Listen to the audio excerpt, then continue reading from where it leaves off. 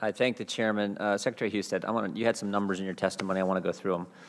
The first number is 291. 291 people who were non-citizens who are on the registration rolls in Ohio. Is that right? That's correct. How did you derive that number? We, when you apply for a driver's license in Ohio as a non-citizen, you have to indicate that at the time you receive the license. We let those individuals, we went back, searched that data, then went and looked at the statewide voter roll after the election, found the matches of 291 people, and then waited an entire year, because this is self-reported data, and then waited an entire year to see if these individuals also self-reported themselves as non-citizens a year later. So it's their information, they're the ones that provided it.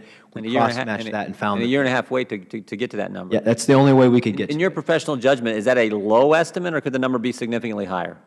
It could be higher. That's just what we can find out at this point. Okay, and then another number you had in your testimony was 70 elections, and these are the number of elections decided by one vote? That's correct. And that was in what time frame? That's in the past 15 months.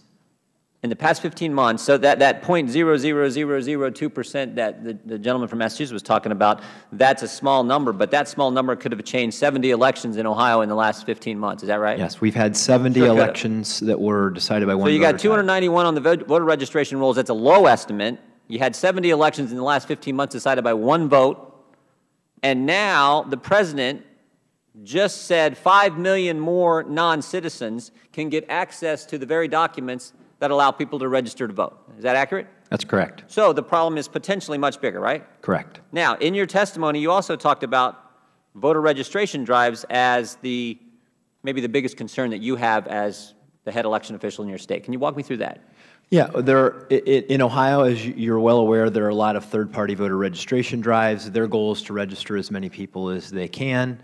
A lot of times those individuals don't take the care that somebody at the BMV might be at explaining the rules for doing this, and a lot of times folks who, of that 291, some of them didn't even know that they weren't allowed to be registered to vote. So the point is that compounds everything I just went through potentially. Correct. Right.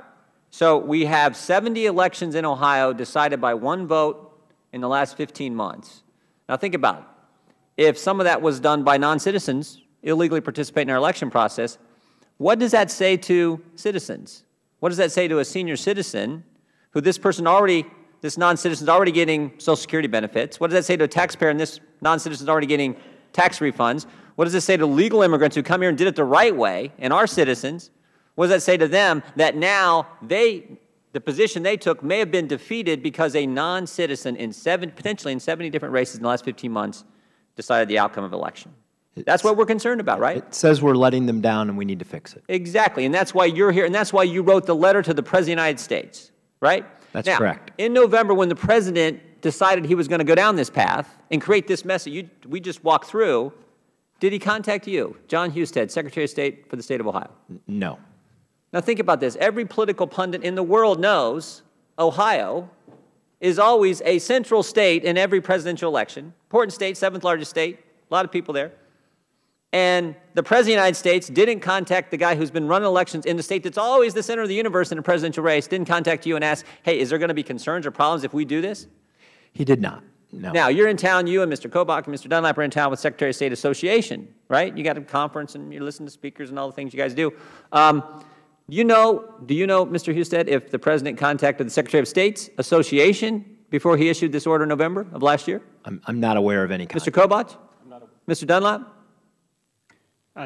The President does not require my permission to issue an executive order. I didn't ask that. I said, did he contact you? He did not, sir. So the head election officials, the association represents and conducts elections, the President didn't even talk to you guys when he did this and now is potentially allowing 5 million people to get access to the documents so they can register to vote, and he didn't even have the decency to call you guys? We did not get contacted, and I would say that why I wrote the letter is that I want to comply with the federal law. Exactly, which brings you to my last question, Mr. Chairman. We got Secretary Husted who's offering a solution.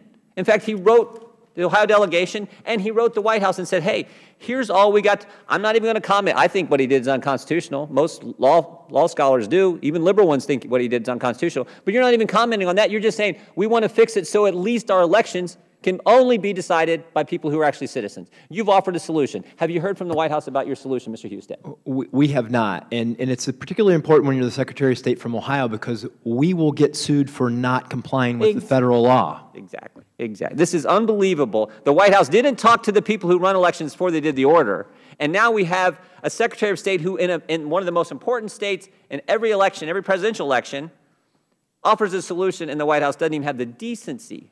I mean, they wouldn't contact them on the front end, but they at least have the decency when they offer a solution to fix the problem the White House created, the decency to talk to them and say, all right, let's work on it. I yield back.